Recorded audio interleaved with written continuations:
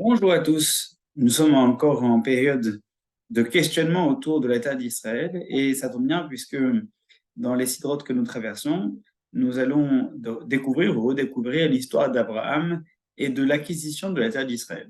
En particulier, une question que les historiens pourraient se poser et qui concerne euh, le florissement de l'État d'Israël. Pour être plus exact, lorsqu'on regarde l'État d'Israël au cours de l'histoire.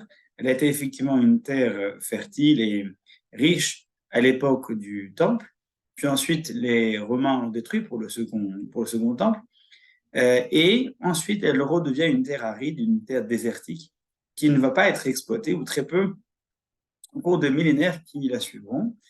Et puis, aujourd'hui, quand on s'y rend, on s'étonne du prix du mètre carré à Tel Aviv et à Jérusalem aussi.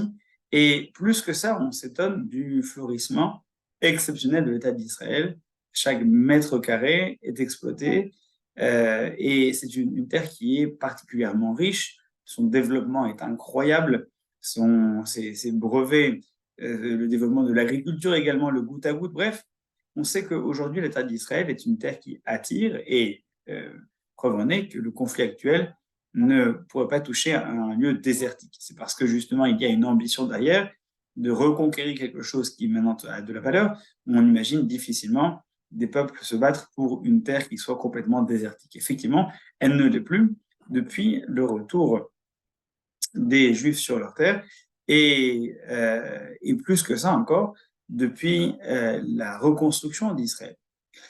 De quand ça date, cette idée du florissement d'Israël? Eh bien, regardez, il y a dans la Sidra de cette semaine un passage qui a l'air transparent, mais qui n'en reste pas moins intéressant. Ça concerne le passage durant lequel Abraham a accueilli son neveu Lot qui grandit avec lui, qui grandit à tous les sens du terme, qu'il élève sur le plan moral et qu'il élève sur le plan familial, mais qui élève également sur le plan financier, puisqu'il grandit, devient autonome et possède sa propre richesse.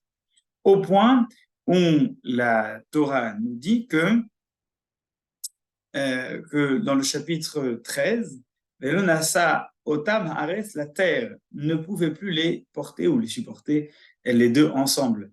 Car leur richesse était trop importante et ne pouvaient plus résider ensemble. Velo Yachelou, la chevette Yardav.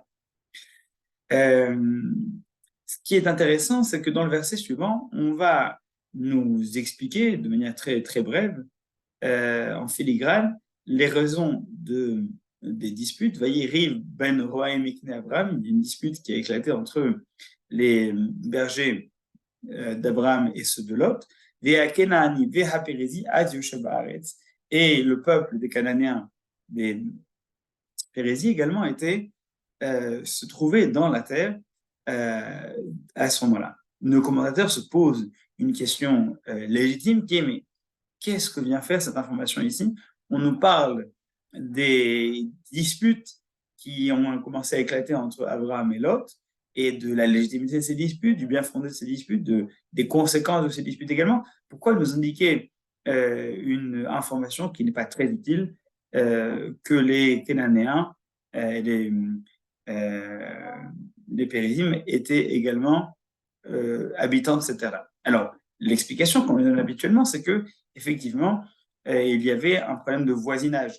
Et donc, les bergers de Lot, ce qu'on apprend étant petit, que les bergers de Lot allaient considérer que la terre d'Israël leur revenait déjà, alors que ce n'est pas encore le cas, et donc ils se permettaient d'aller grignoter sur le terrain des autres.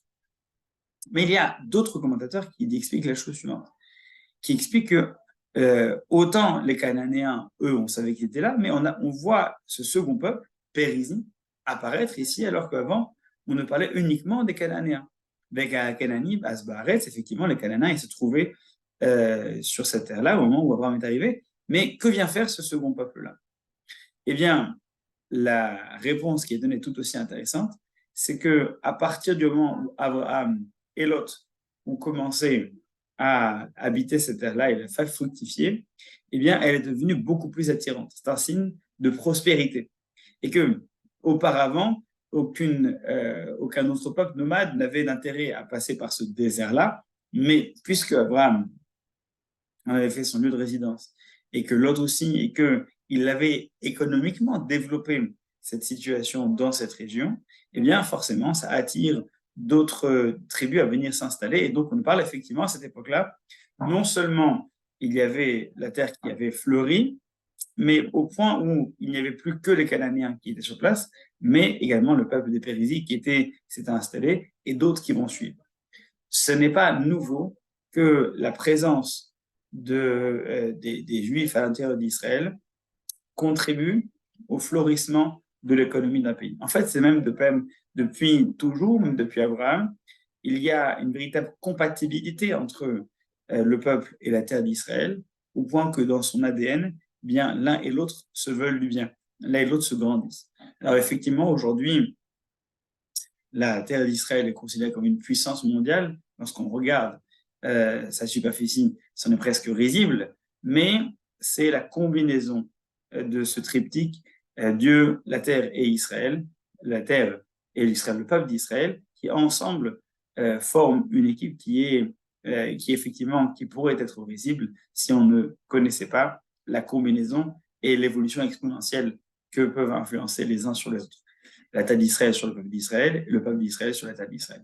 Alors effectivement, aujourd'hui, c'est une guerre qui touche la terre d'Israël parce qu'elle a fleuri, mais elle a fleuri parce que le peuple d'Israël s'y trouve, et le peuple d'Israël fleurit parce qu'il est dans cette terre d'Israël.